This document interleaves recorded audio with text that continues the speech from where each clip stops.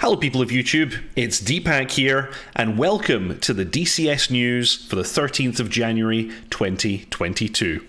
I hope you'll enjoyed that most recent tutorial video on the Black Shark 3, detailing how to employ the Vickers anti-tank missile, and I hope that you're all able to join me today, given that this is an unusual day for me to be doing the stream, but I wanted to do it a day early because I won't be available tomorrow because I will be old. It's my birthday tomorrow.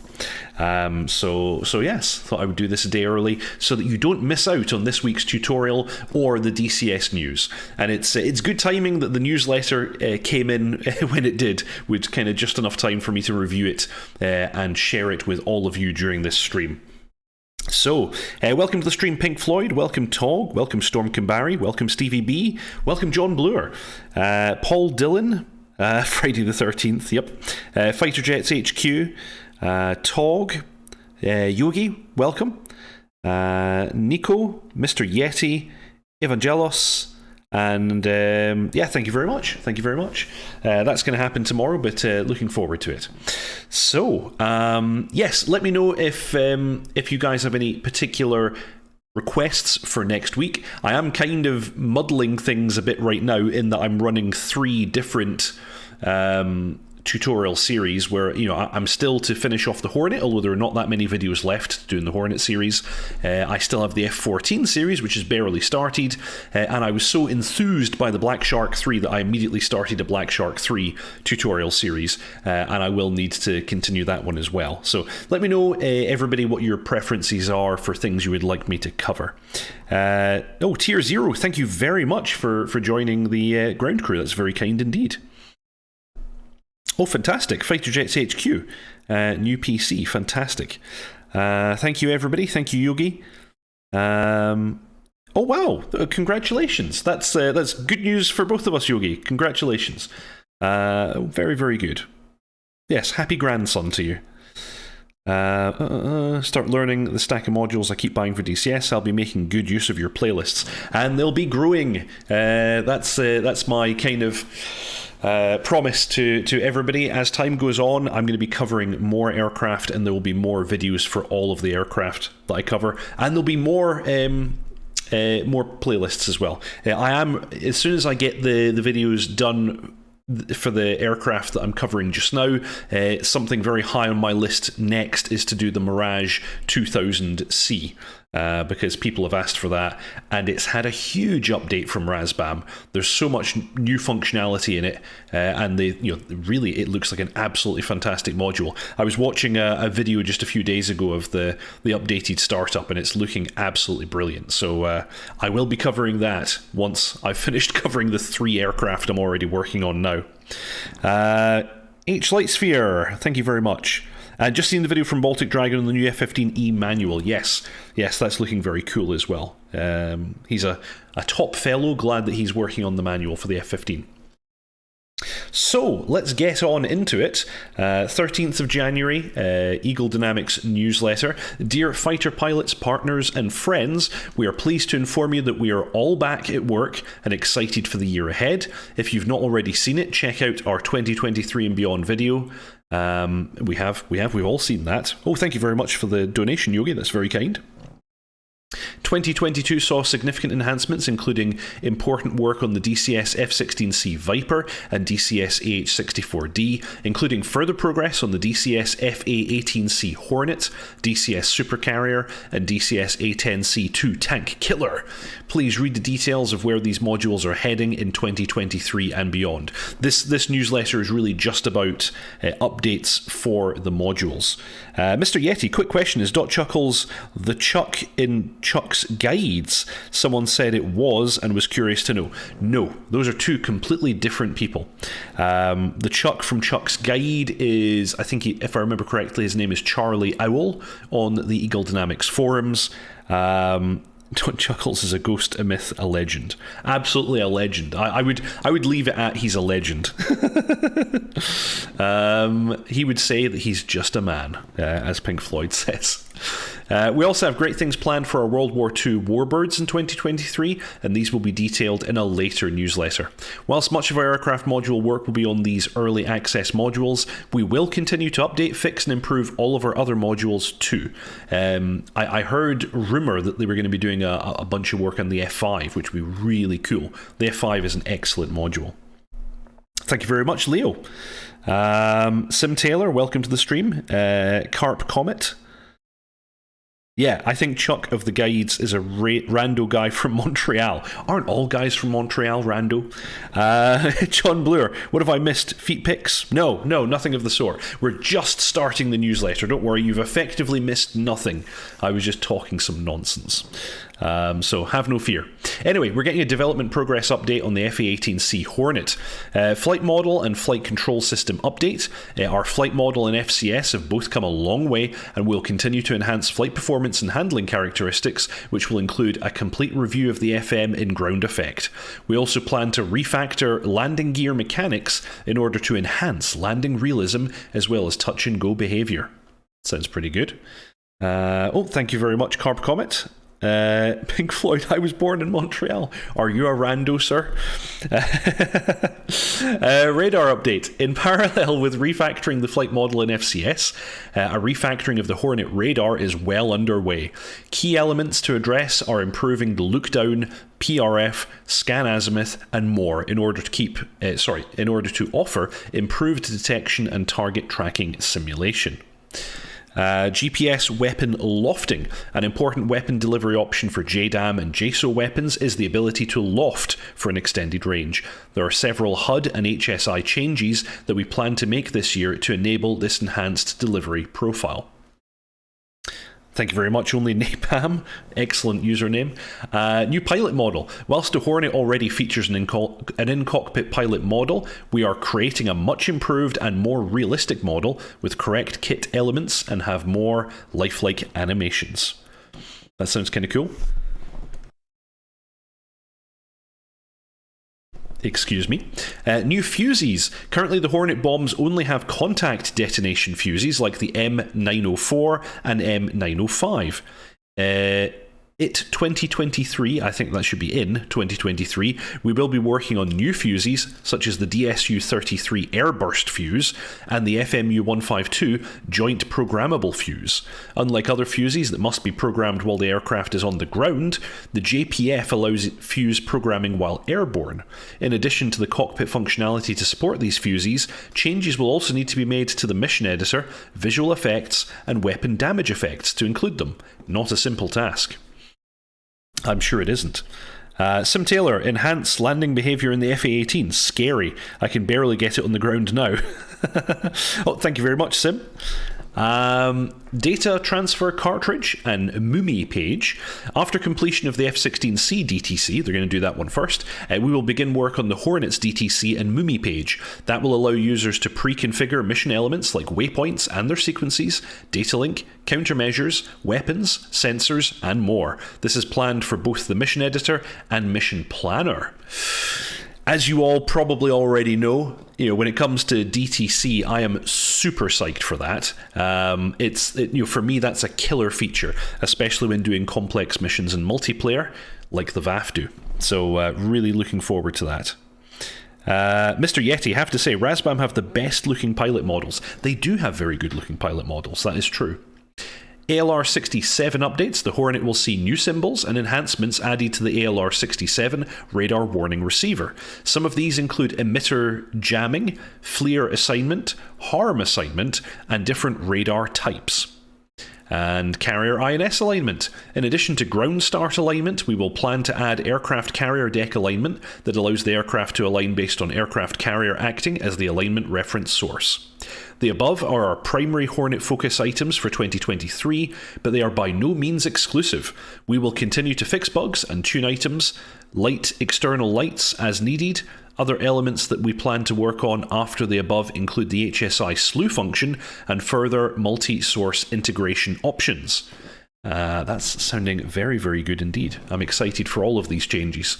The Hornet's a great aircraft. It's actually, the Hornet was one of the first squadrons that we started up right back at the beginning of VAF. I have many Fond memories of flying the Hornet with dotChuckles and with Frantic Stone and Northman. F-16C Viper development progress. Probably more so than any other Eagle Dynamics fixed-wing aircraft, the Viper saw the greatest amount of improvements in 2022. Building upon this, our goal is to complete all advertised features in 2023. So you heard it here first. Viper will be complete, or at least complete all advertised features in 2023. You will see the inclusion of the tailhook and alternate landing gear handle in the January update, coming so soon. Okay, there you go. Items planned for later in the year include improved radar warning receiver. The ALR-56M will be seeing a significant improvement this year that will better match its real-world counterpart regarding symbols, tones, and behavior. The final stage of this will be the inclusion of the handoff function with the ability to hear unique radar pulse repetition frequency tones. As far as I'm aware, the Viggen is the only one doing that at present, but in the real world, the F-16 and the F-5 should also be capable of this. Probably some others as well that I'm not thinking of, but definitely the F-5 and the F-16. John Bloor, minor note, I read in the Miltech 5 Discord, the BO-105 will unfortunately not be released in 2023. That is rather sad, and they've been working on that for a long time. Unfortunate that it's not going to make it this year. Sim Taylor, weapons effect upgrades for the FA-18, interesting. I wonder if that will affect anti-shipping weapons or harm strikes on ships. Right now, AGM-88 doesn't work right with ships. Yes, I've heard of that one. Jive Turkey Subbrief used to say that the harpoons in DCS are woefully nerfed. IRL, they would smash a Grisha. That's interesting. And Sim Taylor, from what I can discern, ships act like moving buildings. Maybe the F-15E pre-order will be in the January update. I've heard rumblings, I don't know if this is true, but I've heard rumblings that the F-15E will be joining us in mid-February. But I don't have a reliable source for that information. It's just what people are saying right now. So I guess we'll see. Cockpit view pilot model. Following the completion of the new Hornet pilot model, we will do the same for the Viper. This will be a high detail model for the US Air Force ANG F-16 pilot circa 2007 with correct kit and lifelike animations. Radar update. The same work going into the Hornet radar update will also apply to the Viper's radar. This will result in an even more realistic radar detection and tracking capability. Data transfer card, DTC, and data transfer equipment, DTE page. Our first DTC functionality tasks for fixed-wing aircraft will be the F-16C. This starts with the DTE MPD items, steer points, mark points, georeference lines, destination points, and threat points, after which we'll add other DTC/DTE elements like communications, stores inventory, weapons profiles, etc. Interesting, this is the first that I've heard of them mentioning the georeference lines. This is a feature that was heavily used in Falcon 4, usually to display like the forward line of troops. Tog, if only you didn't need a boat to carry the shipwreck missile, we'd love to see that dropped from altitude. Yeah, that Apache screenshot is nice as well.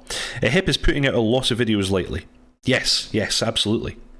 Yeah, HIP had a fun post regarding the Strike Eagle. Welcome, Fault. Welcome to the stream. Yes, so air-to-air data link assignment. Using the improved data link modem, IDM, players will be able to assign Wingmen 2, 3, and 4 air-to-air targets using radar. This will only come after the DTC/DTE features are complete, and this may push past 2023.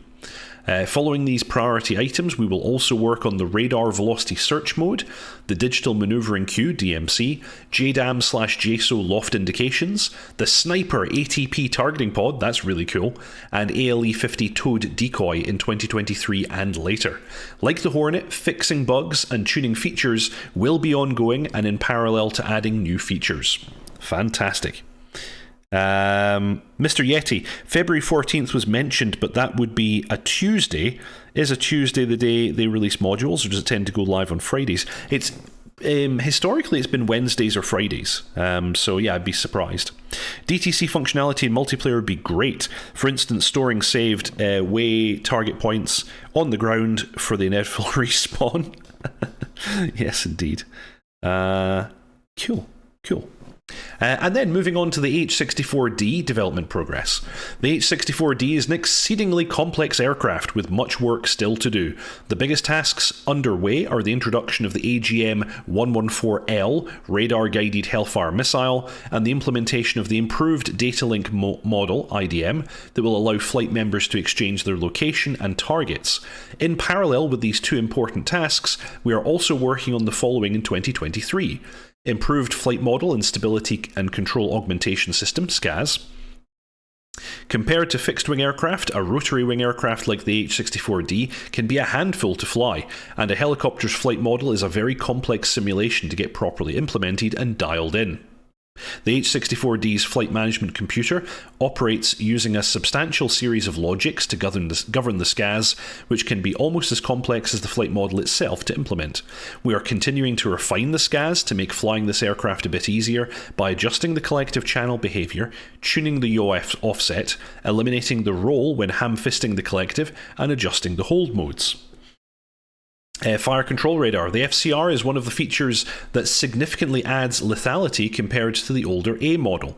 The FCR will be able to scan for, detect, classify, and cue weapons on both air and ground targets.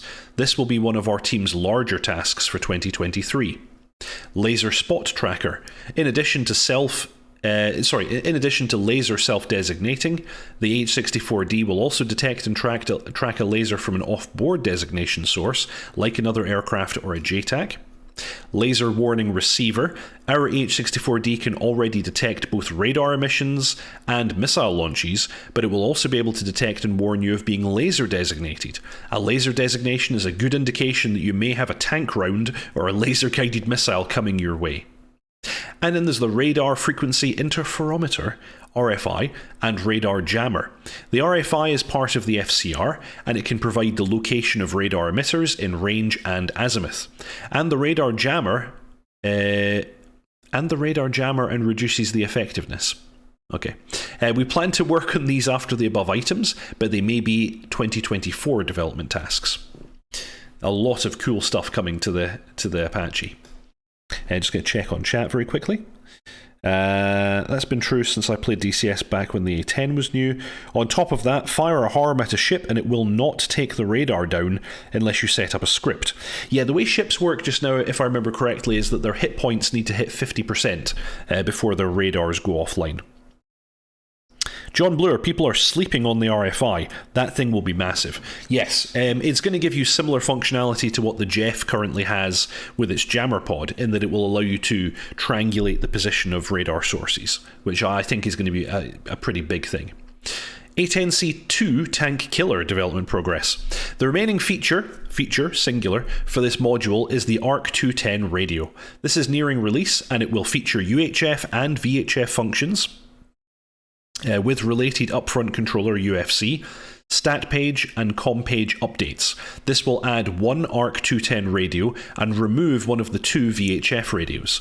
Following its release, we will then add satellite communications into DCS world for all aircraft where it is available. That's quite exciting. Of course, notably the if I remember correctly, the Apache and the Kiowa also have SATCOMs. I think.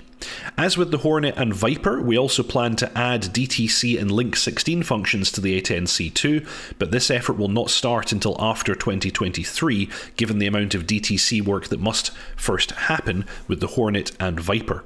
Also, after the Hornet and Viper efforts, we would like to add a cockpit view pilot. So, that sounds rather exciting. Supercarrier development progress. The Supercarrier has been receiving a lot of work behind the scenes. This can be divided into the following features: the Ready Room and Pry-Fly air boss deck. Both views will provide new functionality never seen before in a DCS product. To complete this, we will first need to release the Vulkan API into DCS. Both rooms will be a 3D environment that support VR and voice chat and allow you to, in the Ready Room, review your mission brief and set up your aircraft, view various cameras around the deck, chat with other players, review the mission map, live sounds from the roof, so i.e. you'll be able to hear stuff going on the flight deck. In Pry-Fly, you'll be able to view the deck below you, direct the carrier's heading and speed with wind indications, control deck lighting, view the plat cam, and view the plotting map. New plane directors and captains. The next big step is to add plane captains next to the aircraft that pass the pilot to a series of plane directors, yellow shirts, that will route the aircraft from its parking spot to the assigned catapult. Upon landing, yellow shirts will direct the aircraft from the landing box to its assigned parking location or back to a catapult. We truly hope you enjoyed this update on our plans for 2023, and we look forward to making them a reality. Thank you again for your passion and support. Excellent. Sim Taylor, interesting that it needs Vulkan. They've been working on this for a while. I wonder if perhaps it's simply the performance requirements of this that are causing that problem. Have a bit of a cough after all that talking. And these are the most recent pictures that we got with this development update for Supercarrier. So here's an image of the plat cam, looking more complete than I think I've ever seen it. Yeah, this is looking very, very good. And there's a really nice view of both the bridge and Pryfly, along with a bunch of aircraft sitting on the deck. Even looks like we have plane captains here over by some parked aircraft, so that's really cool to see. Or yellow shirts. Oh yes. Bread, I'm super excited for this idea of places to be other than your aircraft. Hopefully that's a precursor to running around on foot and entering/leaving vehicles. Well, in fact, if you eject from your aircraft and walk up to certain vehicles, it is already possible to enter them. Colin Kelly, while I'm about 20 minutes late to the video, surprised with Friday video, happy birthday, I'm now going to go back and watch the video from the beginning. Donation/B-Day present inbound. Thank you very much, Colin Kelly, that's very, very kind of you, sir. Here we go, here's another image of the, I forget what the name of this station is right next to the meatball, I've completely forgotten. Anyway, I'm sure chat will correct me. Oh, thank you very much, Colin Kelly. That's very kind of you. And here's a little look at the briefing room, the ready room, complete with the greenie board here, which, as I understand it, will be functional. And this screen, you'll be able to watch certain things going on the deck. There's the air boss himself, being bossy. And there's, from last week's newsletter, the images of the Corsair. So looking very, very good indeed. Some nice images to update us on the on the progress of the Supercarrier. Pink Floyd, the meathead? No, the meatball. The pasta station. Yes, the Italian station. That's what it is. Oh, Sim Taylor, one thing that would be nice, parking below deck and working elevators for bigger strikes from ship would be nice. LSO station. Thank you, the LSO platform. That's the one. The thing is, the pilot doesn't enter the aircraft until it's on the deck. So if we were going to get... I know that people have actually mentioned the elevators and the hangar being modelled in the past. I think it might still be something that they're intending to implement, but you're not going to be there. Like, the aircraft is on a tug when it's down in the hangar. Pilot doesn't get into the aircraft until it's on the deck. So I don't really know what they would implement with regards to that. No, you didn't miss a day, Griff Nizzle. I'm streaming a day early because it's my birthday tomorrow, and I don't want to stream on my birthday. That's all. Cool, so that is the newsletter for this week. We then have a series of updates. I'm guessing that everybody else was feeling left out by Eagle Dynamics doing their big update. So we now have updates from Razbam, from... Oh, what are they called again? I'm going to have to actually have a quick look here. Magnitude 3, thank you very much, and Heatblur all have some updates here, and it's all covered in stormbirds.blog. Always take a look at Stormbirds, great source for DCS news. Not today, tomorrow. Tomorrow is my birthday. Thank you very much. We already saw this last... Oh, no, actually, no, this is not the one we saw last week, in fact. So, Razbam released a brand new video where they announced that 2023 was going to be the year of the Strike Eagle. Obviously, we're going to want to take a little look at this, minus the audio, sadly. And we've got this really nice marketing video all about the F-15E, looking very, very cool indeed. Stormbirds for the win indeed. Take a look at that thing. External fuel tanks and conformal fuel tanks. This thing can fly forever. It's a chunky boy, big chunky boy. Nice seeing these views from the back seat. We haven't seen that much of the back seat to date. Yes, nice loadout. The F-15E capable of self-escort, carrying AMRAAMs and a ton of bombs. Whoosh. Really nice afterburner effect there as well. Good work, Razbam. Good work. Looking forward to... I'm actually really looking forward to getting into the back seat of this one. I think the back seat might be where I spend some of my time, at least.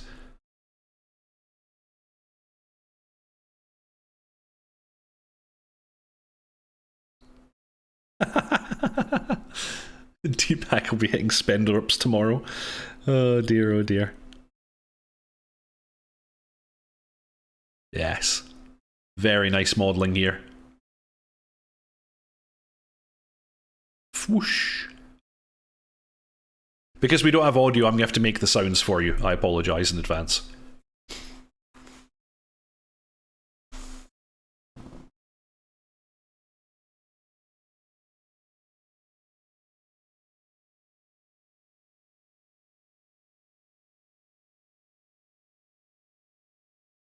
And as the video says, coming soon. F-15E Strike Eagle. 2023, the year of the Strike Eagle. So there you go, isn't that exciting? SPAD getting canned. What's the SPAD again? I'm not familiar with the SPAD. Gotta get me one of those.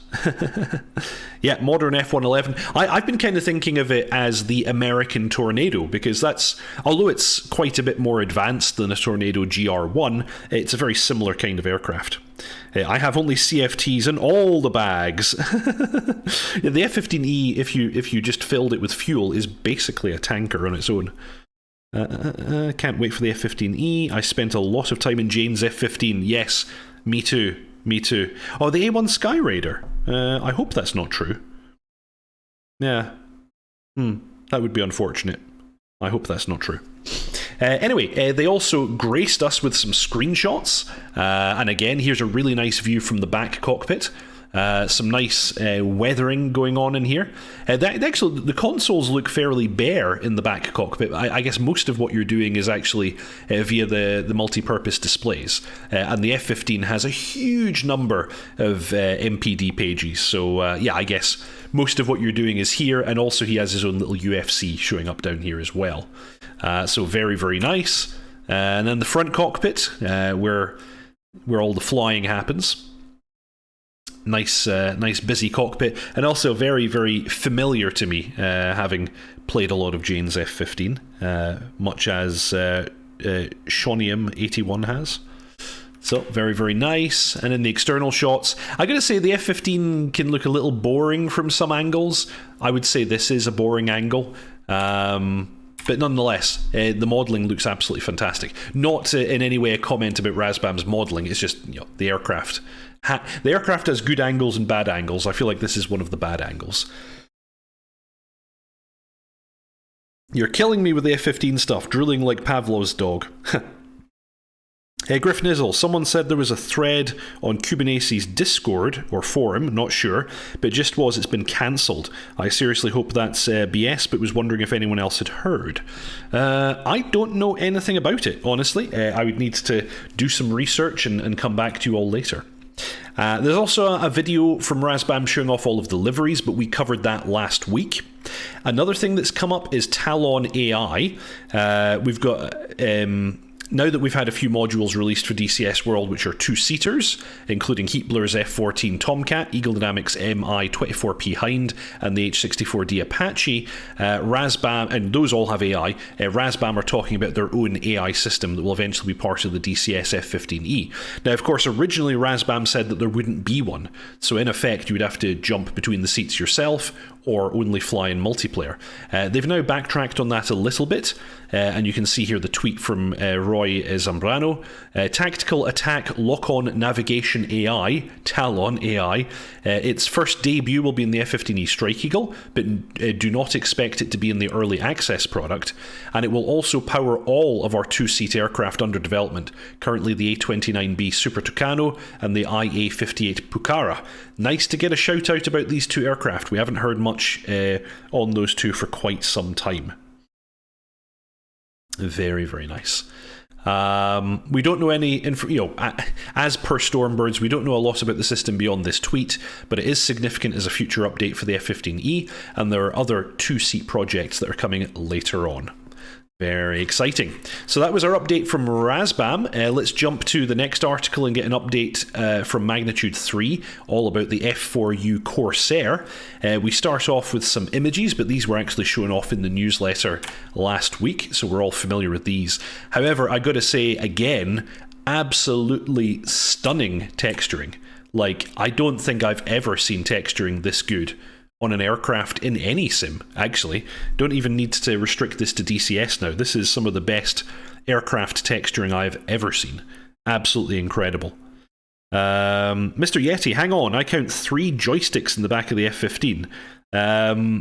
You do? Do you count it? Okay, let's have a little look there. In the back seat. Oh yeah, true enough. Yeah, keep in mind though that not all of these are actually sticks. So you have a flight stick. I think at least one of these sticks on the sides doesn't actually move. You just use the hats on it, if I remember correctly. But yes, yeah, there's a bunch of stuff you're going to have to map. This is going to be fairly similar to being the front seater in the Apache, I would suggest, where you do have quite a lot of stuff to map. Sim Taylor, be right back, going to flip those fajitas. Very good. Magnitude 3 developer Hiramachi wrote the following in response to questions coming up about the project. We do not intend to publish any other updates until the F4U-1D is delivered. This is a project to which we are now almost exclusively committed, and it's on its final straight before the release. As of right now, work on the damage model continues, which is neither interesting nor entertaining, as it requires more extensive modelling of internal elements of the module. Once this stage is concluded, module will be submitted to Eagle Dynamics for internal testing until it's deemed ready for release. Except for occasional images and snippets, there will be no specific news until we publish a teaser for the F4U-1D, which should be followed by release. So there you go. So that's the latest update that we have from Magnitude 3. If we now jump across to Heatblur, they're giving us updates on the F4 and the Typhoon. Heatblur on their Facebook page posted the following: "We've seen tremendous growth in capability and size, forged new partnerships and shipped features and improvements throughout the year. While still playing catch-up, we're working as hard as we can to finish the first of our next generation of high-fidelity simulation experiences, starting with the F4E Phantom II and leading towards the Eurofighter Typhoon." The next section of their update goes into a few details on the status of the F4E Phantom II. Notably, the update reports that they have now achieved completion of nearly all major elements, as they call them. These include the flight model, radar, and weapon systems. Heatblur mentioned that they are keen to fully reveal the project, and that such a reveal is coming soon, albeit with no specific timeline. There's also quite a bit of discussion of core systems that Heatblur are using across all of their projects that have received a lot of attention. They list faster future development, multi-threading support, new features such as wear and tear, a Jester 2 AI update. So that's pretty exciting. Tog, by the way, Devil Dog Gamer confirmed that the aircraft in question in the 2023 video preview was the F6F Hellcat, not an F4F. Cool, okay, that's good to know. Typhoon update also, here we go. On the Eurofighter front, we continue to lay the foundations of this module through application of our next generation framework. Soon, the majority of the work will remain in high-level parts, radar, weapons systems, displays, and flight control systems, all leaning and benefiting from the completed next-generation core. As an incredibly complex aircraft and project, the Eurofighter will be a litmus test for our team to ensure quality and accuracy while avoiding excessive technical debt. We're going to see more of the Typhoon's development over the course of 2023. So, and a little summary from Stormbirds here. Tomcat, Viggen, and Intruder. The last couple of years have been good for Tomcat and Viggen fans, with Heatblur's ongoing 2 projects continuing to see updates. That included a reasonably big update for the AGS-37 in December of 2022, which brought in plenty of fixes. For the next year, the team appear to be working hard on the early F14A model, as well as TARPs and Forge for the F14. Forge, keep in mind, is the system that allows there to be wear and tear and small variations from aircraft to aircraft. This sounds like a really, really interesting system, and I think Heatblur are just raising the bar every single time they do something. Really, really cool to see this. We don't have much on the DCS A6 Intruder that Heatblur are working on, except that the new Jester V2 rewrite is intended to make all of their AI aircraft easier to develop for and have more flexibility with the A6, given special mention in this section. No doubt development continues where it can, while other projects are on the front burner. Their full update is available on Facebook, which includes a short looping video clip featuring scenes of the F4 Phantom, as well as a nice HUD shot from the Typhoon, showing off some beautiful art and HUD symbology in action. So give me one moment, I'm going to have to jiggle the view around a little bit just now, and then I will go ahead and get you all that video, because of course we want to see some of that. Let me just sanitize my screen a little bit first. Here we go. Okay, I'm going to bring you all back now. This is the video that they posted on Facebook. I'm going to leave it, pardon me, I'm going to leave it sitting here just on this screen first, because this is the first time that I've seen all that much detail on the Typhoon's heads-up display. So this is really, really cool. Also, I've always really liked the live captions on the push buttons in the Typhoon. I think it's a really cool interface concept that they had with this aircraft. So anyway, I'm going to hit play now, and you're going to get a chance to enjoy a little bit of footage of... we're only seeing the interior of the Typhoon in this one, but the exterior of the F4 as well. Very, very cool. I wouldn't mind seeing some more of this kind of stuff. Yeah, that heads-up display, absolutely fantastic. Anyway, it's just looping now, so that's all we're getting out of this for now.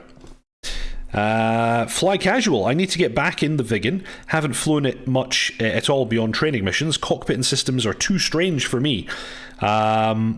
Yeah, I really like the Viggen. I don't think, you know, given the period and time when it was created, I don't think the cockpit is all that strange. I think it has a definite logic to it.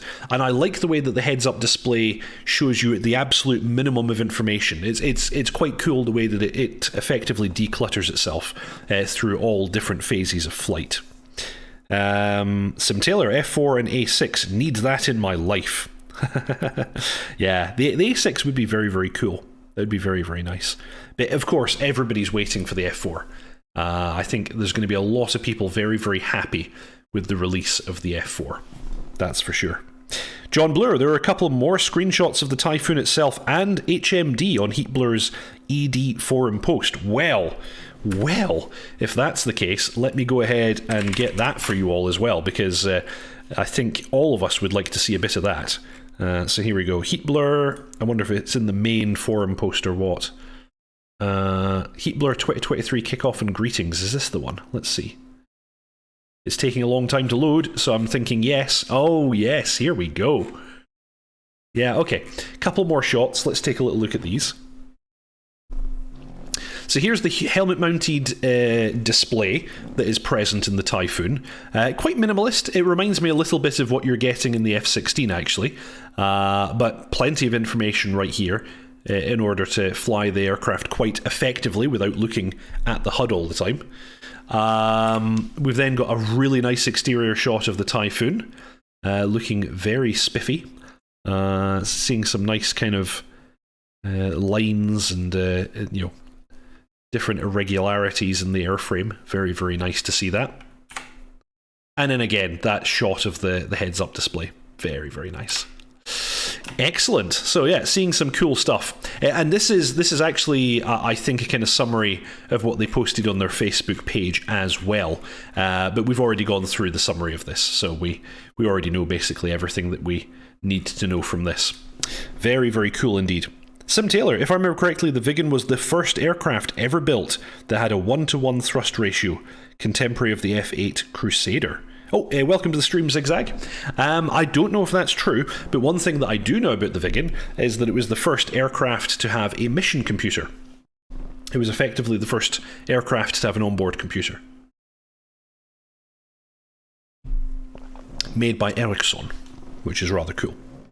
Excellent. So yeah, that's all of the news that we have for this week. We had the newsletter from Eagle Dynamics, and we had updates from Razbam, Magnitude 3, and Heatblur. That's plenty of stuff for us to chew over, and also the news that maybe, who knows, we'll be getting the F-15E Strike Eagle next month, which I will very much be looking forward to, and I will of course record videos on the F-15E Strike Eagle once it is available.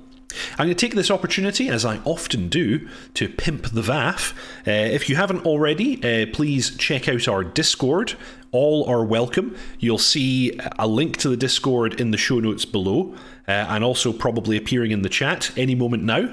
The VAF, the Virtual Air Force, is an online squadron that was originally founded by myself and dotChuckles. We have an opt-in mil-sim approach to flying. It's possible to join the Virtual Air Force as a freelancer and fly whatever aircraft you would like without any kind of mandatory training. Alternatively, you have the option to join one of our internal numbered squadrons. We currently have squadrons for the A-10, the Harrier, the F-16, the F-18, and the Apache. And almost certainly more will be coming over time. Those include mandatory training, type rating, and qualifications. We do training sessions every Tuesday at 8 PM UK time, and we also do a mission every Thursday, also at 8 PM UK time. All are welcome, whether you fly with us or not. It's a cool place to hang out, and we have various channels discussing all kinds of stuff, such as video games, cooking, the Ukraine war, all manner of stuff. So please, join us if you would like to. Fly casual. Definitely going to need Saudi Air Force livery for the Typhoon. Oof, yes. I forgot, of course, the Saudis fly the Typhoon. Yeah, who are the current operators of the Typhoon? It's the UK, Germany, Italy, Spain, and Saudi Arabia. Would that be all of them? I'm not even sure. I'm not even going to check Wikipedia. I'm trying to do it from memory. Leonetzel, my father was on one of the developer for the Viggen radar. Very, very nice. Thank you very much, Griff Nizzle. That's very kind of you. Sim Taylor, nice. The Viggen was 40 years ahead of its time in many respects. A very, very early aircraft to have a heads-up display. It had an onboard computer. It had a very, very odd engine. Which was, I think it was like one of the PT series turbofan engines, so pretty similar to like the kind of engines you'd find on a 727, but Volvo took it, they produced it under license from Pratt & Whitney, and they added a afterburning section to the back. So it's basically an airliner's high bypass turbofan with a huge afterburn can on the end. So it means that out of afterburner, it doesn't actually produce that much thrust, but it's very fuel efficient. And then if you pop it into afterburner, that's when you get all your thrust. So it's a kind of Jekyll and Hyde of an engine.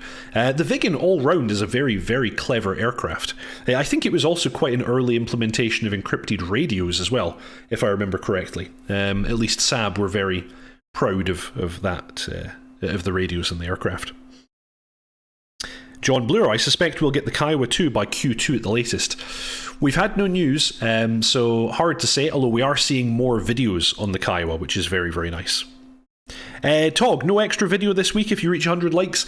I literally had no time to do it. I got home from work, I recorded the Black Shark video, and then I was live. Like, I've had no time to do anything of the sort, although I would love to.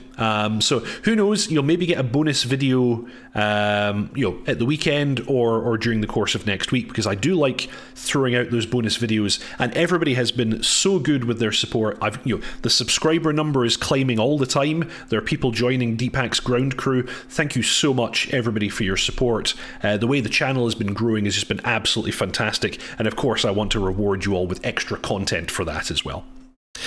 So, and a first with a thruster verser too. That's really, really cool. So I've been Deepak. I post a new tutorial video every Saturday normally, although today is Friday. Don't get confused with your calendar. I'm currently doing videos on the FA-18C Hornet, the F-14 Tomcat, and the Ka-50 Black Shark. To my shame, I should really concentrate on finishing one, but I'm doing all three right now at random. And that's usually followed by the DCS news, which just happens to be this thing, what you are watching right now. If you haven't already, please subscribe, like, and comment. That's a really big help to me and to the channel. You also have the option of joining Deepak's ground crew by clicking join below for a small monthly fee, just to give me a little bit of extra support in producing my content. I really appreciate those of you who do. Big shout out to the current Deepak's ground crew: Frantic Stone, Mr. Yeti, Griff Nizzle, Shanthro Hedgevald, JR Walker, Mangash, Channel Right, Storm Kambari, Byron Farrow, Leo Netzel, Harish Rajan, Pink Floyd, and Bread. Thank you very much, everybody, for your fantastic support. Thank you everybody for the birthday wishes. That's very, very kind. I salute you all. Yes, Michael John, I'm sorry you're having troubles. Go ahead and watch my videos, and even if you want, drop into the VAF Discord if you need some additional assistance. So, salute for everybody. Fly safe, and I'll see you all next time. Ta-ta.